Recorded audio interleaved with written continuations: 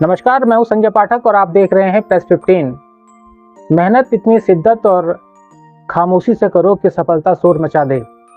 इस बात को हल्द्वानी के होनहार महज 23 साल के भूपेंद्र चिलवाल ने साबित करके दिखाया है।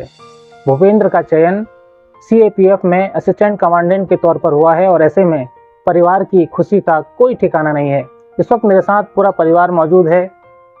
भूपेंद्र खुद मौजूद हैं, उनके पिताजी मौजूद हैं, माताजी भी मौजूद हैं। आइए भूपेंद्र की सफलता के पीछे की जो कहानी है उसे जानते हैं और समझते हैं कि आखिर किस तरीके से भूपेंद्र ने अपनी इस सफलता को पाया है और आज भूपेंद्र न केवल हल्द्वानी बल्कि उत्तराखंड के साथ साथ देश भर में अपनी इस काबिलियत के लिए बधाई के पात्र हैं। तमाम लोग भूपेंद्र के घर में पहुंच रहे हैं, उन्हें बधाई दे रहे हैं और उनसे जान रहे हैं कि आखिर कैसे उन्होंने इस सफलता को पाया। भूपेंद्र, सबसे पहले तो बहुत बहुत स्वागत है आपका। बहुत बहुत धन्यवाद सर आपका, जो आप यहाँ पर आए और आपने इस प्रकार से अपने माध्यम से आप मेरी बात और जो भी स्टूडेंट्स तैयारी कर रहे हैं उन तक पहुँचाना चाहते हैं, तो मैं आपका बहुत बहुत धन्यवाद करना चाहता हूँ। भूपेंद्र, आपसे जानना चाहूँगा क्योंकि आप सफल हुए हैं। सफलता हमेशा संघर्षों के बाद मिलती है, लेकिन कई बार युवा ये सोचते हैं कि हम शॉर्टकट कोई अपना लें ताकि हमें सफलता मिल जाए। मुझे ये बताइए, क्योंकि हमने देखा है हरगोविंद सिवाल से आपने पढ़ाई शुरू करी, 10वीं में भी आपने 4th रैंक ऑल स्टेट में आप लाए थे। उसके बाद आपने 12वीं में भी 15वीं रैंक आपकी स्टेट में आई थी और उसके बाद आपने फिर सिविल से बीटेक किया और अब आप असिस्टेंट कमांडेंट सीएपीएफ में बनने जा रहे हैं। तो शॉर्ट में बताइए किस तरीके से कितना फोकस करना पड़ता है, क्या कुछ चीज़ें जिनका ध्यान रखना पड़ता है और किसके बाद फिर ये सफलता मिलती है? सर, सबसे पहले तो मैं आपको अपनी जर्नी के बारे में शुरू से बताना चाहूँगा। तो मेरी जर्नी हुई है कॉलेज कंप्लीट होने के बाद। तो मैंने जब अपना कॉलेज पास आउट किया उसके बाद से ही मैंने तैयारी शुरू कर दी थी। तो जो मेरी तैयारी थी उसका ओरिएंटेशन पहले था सिविल सर्विसेज की तरफ। तो सिविल सर्विसेज के साथ साथ क्योंकि सीएपीएफ असिस्टेंट कमांडेंट जो परीक्षा है उसका सिलेबस भी सेम है, तो मैंने सोचा कि इसकी भी तैयारी की जाए। तो मैंने इसका सबसे पहला अपना प्रयास जो 2022 में दिया, तो उसमें मैं असफल रहा था। लेकिन फिर मैंने अपनी स्ट्रेटजी चेंज करी, जो फेलियर आए उससे बहुत कुछ सीखा और उसके बाद जो 2023 में दोबारा मैंने इस एग्ज़ाम को दिया और दूसरा अटैम्प्ट में मैंने इसको क्रैक किया। भूपेंद्र, अगर बात करें, आजकल कोचिंग का भी एक बहुत बड़ा चलन चलता है।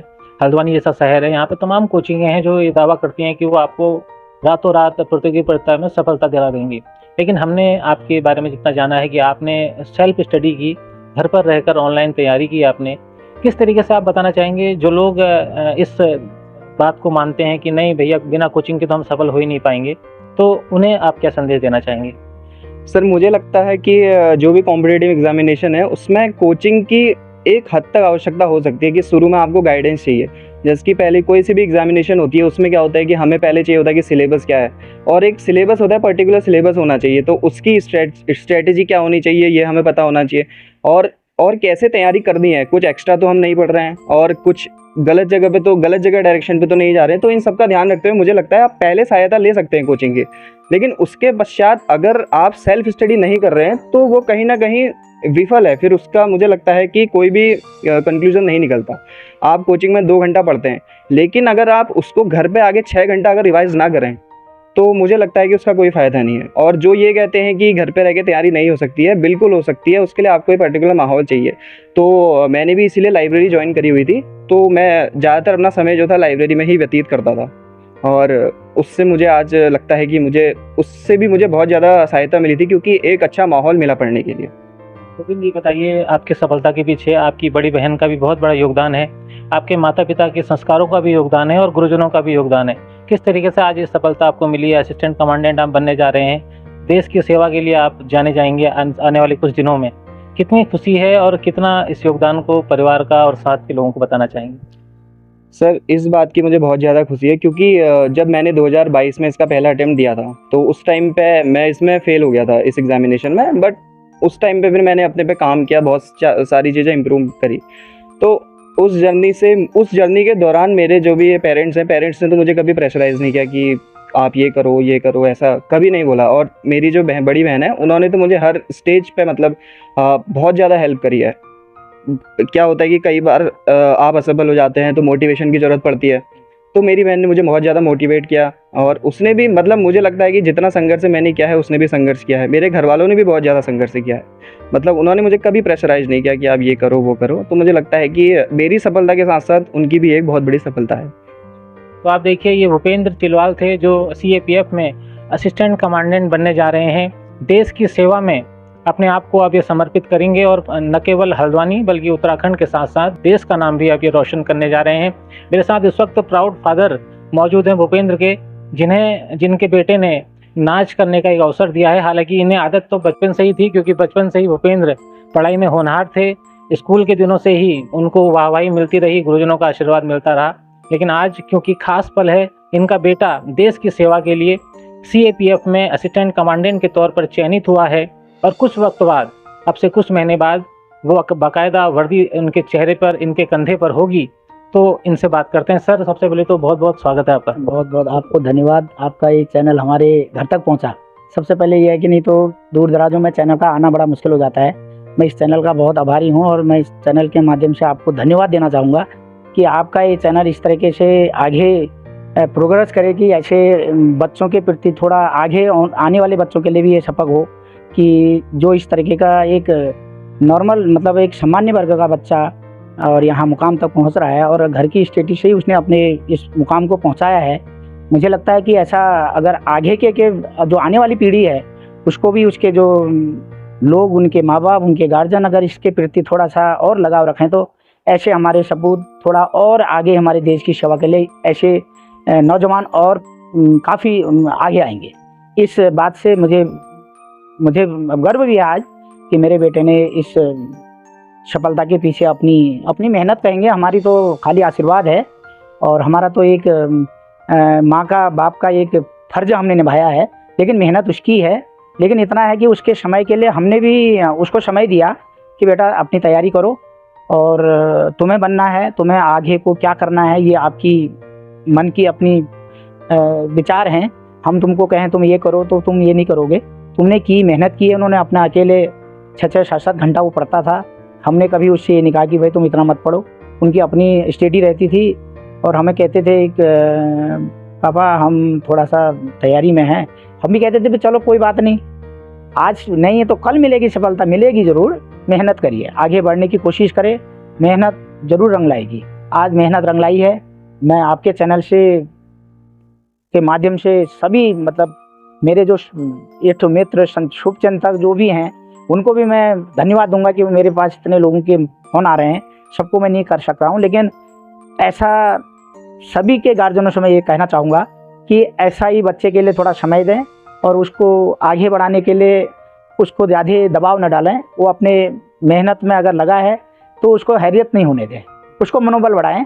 अगर एक बार हो गया, फेल हो गया, दोबारा फिर उससे कहिए मेहनत करिए, आएगा ज़रूर। मेहनत ज़रूर, आपकी मेहनत कभी बेकार नहीं जाएगी। तो मैं आपके माध्यम से यही कहना चाहूँगा कि मैं तो एक सामान्य वर्ग का ही व्यक्ति हूँ।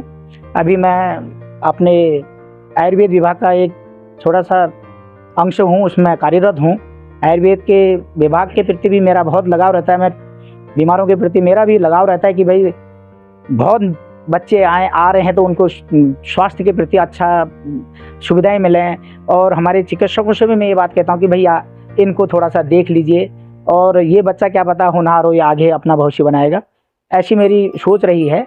इस सोच के अनुसार हो सकता है मेरे बच्चे ने भी सोचा हो, वो भी आगे देश की सेवा में अपना अच्छा योगदान देगा, देश के लिए अच्छी सोच रखेगा, देश में अपनी अच्छी सेवा देगा और आगे को और नाम कमाएगा। ये मैं आपके चैनल से कहने के से चाहूँगा कि आप बहुत ये चैनल आपका इतना अच्छा जाए कि ये कोने कोने तक ये चैनल का एक ऐसा नाम आए कि जो एक गरीब के घर में, एक सामान्य के घर में भी आप इसकी सारी चीज़ों को लेके आप आए हो। मैं चाहता हूं कि आपका चैनल के माध्यम से मैं सभी लोगों को, आपके चैनल के जितना भी आपका चल रहा है उसको मैं ढेर सारी बधाइयाँ देता हूं, और मैं आपको बहुत बहुत बधाइयाँ देता हूं और बहुत बहुत धन्यवाद देता हूं।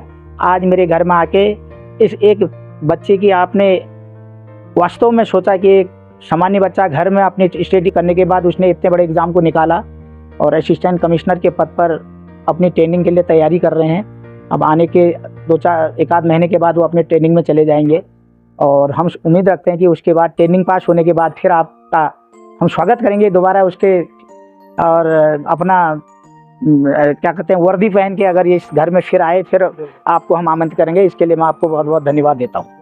तो ये थे भूपेंद्र के प्राउड फादर, जिन्होंने अपनी बात में वो तमाम सवालों का जवाब दिए हैं जिन्हें हर माता पिता को सोचना चाहिए, समझना चाहिए कि हम अपने बच्चों को कैसी परवरिश दें, कैसे संस्कार दें, जिसके बाद वो इस प्रतियोगी जो समाज है, इस समाज में अपने आप को साबित करके दिखाए और केवल अपने देश के लिए, अपने समाज के लिए जिए।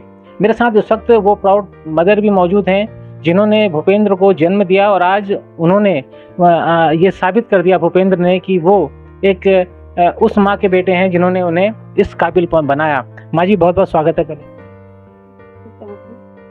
माँ जी ये बताइए कितना अच्छा लग रहा है भूपेंद्र के सफल होने पर, असिस्टेंट कमांडेंट भूपेंद्र बन गया है, कितना अच्छा लग रहा है, पहले तो ये बताइए।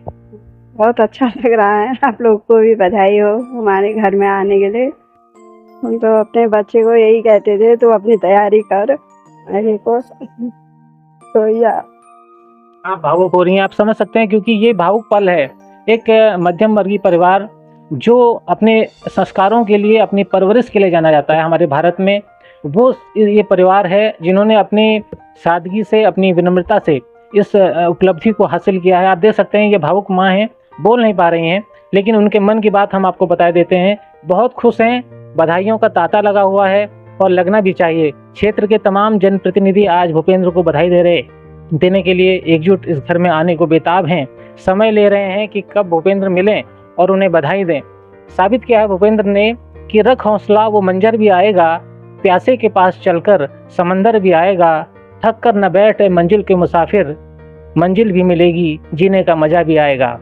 इन्हीं शब्दों के साथ एक बार फिर भूपेंद्र को बहुत सारी शुभकामनाएं देते हैं। भूपेंद्र आखिर में क्या कहना चाहेंगे? सर मैं यही कहना चाहूँगा आपके चैनल के माध्यम से कि आप अपनी जो भी आपने मन में ठाना है उसको आप करते रहिए, अपने एफर्ट्स लगाते रहिए।